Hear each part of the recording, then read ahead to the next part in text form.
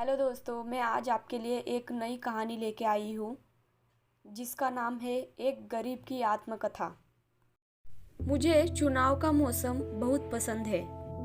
मैं चाहता हूँ कि काश चुनाव का मौसम हर छठे चौमासे आते रहे। तमाम नेताओं को तभी मेरी याद आती है। इस बार तो मुझे नया चमचमाता स्मार्टफोन मिलने वाला है। पिछली बार मैं तमिलनाडु में था तो मुझे रंगीन टीवी मिला था। घड़ियों, साड़ियों, सौ के नोटों की सौगात हम गरीब गुरबों को चुनाव के दौरान ही मिलते हैं। तो फिर चुनाव हरदम हर समय होते ही रहना चाहिए कि नहीं?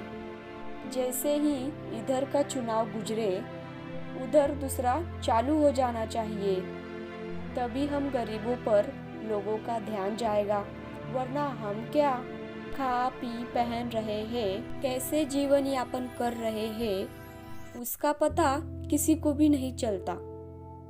पिछले चुनाव में चाउर वाले बाबा ने हमें 2 रुपए किलो चावल का वादा किया था। इस बार हमें उम्मीद थी कि 1 रुपया किलो तो कर ही देगा। चलो कोई बात नहीं, अगले चुनाव में तो हो ही जाएगा। अगले चुनाव के लिए कुछ बचा के रखना है कि नहीं? हम तो सपना देख रहे हैं कि किसी न किसी चुनाव में, किसी इलेक्शन मैनिफेस्टो में अप्रत्यक्ष रूप से कहा जाएगा, अबे गरीब, तू गरीब का गरीब रह, बस तू हमें और हमारी पार्टी को वोट देता रहे। हम तुम्हें मुफ्त में चावल, दाल, आटा तो देंगे ही, खाली स्मार्टफोन क्या, हम उसमें समय समय पर टॉक टाइम भी डलवा कर देते रहेंगे। वो तो बुरा हो चुनाव आयोग का, जो जबरन जबरदस्ती ज्यादती में नेताओं की नकलें कसता रहता था। सबसे बड़ा गरीबों का दुश्मन है वो। उसे गरीबों में खुशहाली आती अच्छी नहीं लगती। चुनाव आयोग का सिस्टम बदल देना चाहिए। आचार संहिता को फाड़ के फेंक देना चाहिए। ये नहीं होते तो पिछले कई चुनाव से लेकर अब तक हम गरीबों की हालत कुछ और ही होती। लोग बाग कहते हैं कि साला गरीब नोट लेकर वोट देता है, घड़ी और साड़ी लेकर ईवीएम का बटन दबाता है, रात में मुफ्त की दारू पीकर सुबह उसको वोट दे आता है जो उसे दारू पिलाता है।